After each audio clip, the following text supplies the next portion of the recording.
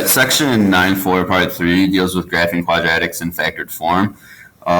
First thing we need to look at when we're graphing in quadratic form, though, is x and y intercepts. So an x-intercept is going to be where our graph crosses the x-axis. So over here on the graph, I went ahead and drew a parabola.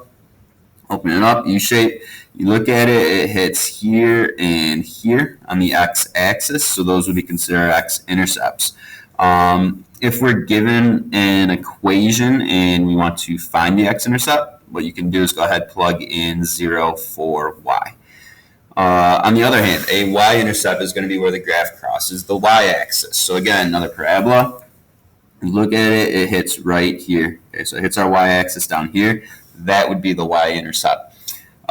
Given an equation, the way you go ahead and find the y-intercept is plug in 0 for x. So they're opposites, all right? If you want the x-intercept, you're plugging in 0 for y. If you want the y-intercept, you're plugging in 0 for x.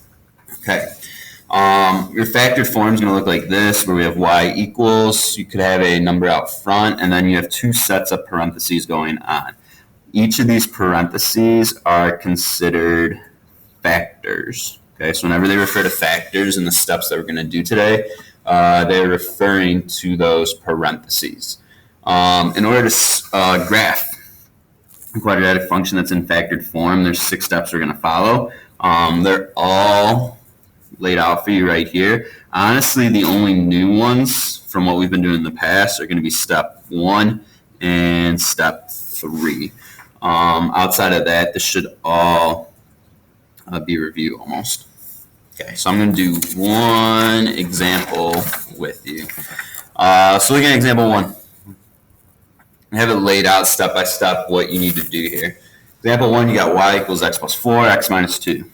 So the first thing you're always going to do here is find the x-intercepts, and you're going to do that by setting each factor. Okay, so each of these parentheses equal to 0.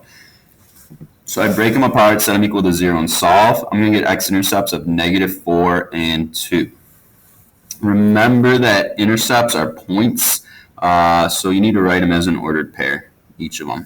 Your y value is always going to be 0. The x value is what we found.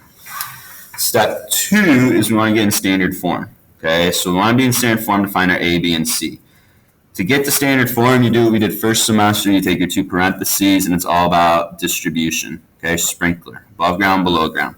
So this x goes to each in the second parenthesis, and then the 4 goes to each term in the second parenthesis, giving us x squared minus 2x plus 4x minus 8. From there, you can simplify your middle. Okay, so we go ahead and simplify the middle, and we're left with x squared plus 2x minus 8. We can easily find a, b, and c. Step 3 is y-intercept. Y-intercept is always going to be 0, comma, c.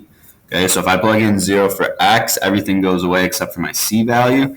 In this case, it would be -8. So we have a y-intercept at 0, -8. Then the last thing we need to do here, step 4, is figure out the axis symmetry and vertex. You did that before break. We've done it like a week or 2 ago. It's opposite b over 2a for the axis symmetry. So we just plug in, do it. The vertex we have to plug back into our equation. So you can either plug into the standard form, or personally what I did here, so I went all the way back up to the original, my factored form, and plugged in -1 for x. Doing that, we get a y value of -9. And then remember, our axis of symmetry is the x value for our vertex. Okay, now that we have all our information, we need to go ahead and plot all our points on here. So plotting my points, I have my x-intercepts, I have my y-intercept, I have my vertex, and then also we need to make sure that we put the axis of symmetry in. So the dotted line up and down, there's my axis of sym. And then I was able to put one more point over here, because if my y-intercept is 1 to the right, I'm going to have another point 1 to the left. Go ahead and draw a smooth curve through them. There's my graph. And then we also talked about domain and range. Domain for a quadratic is always going to be all real numbers. And then our range, you go to the y value of the vertex.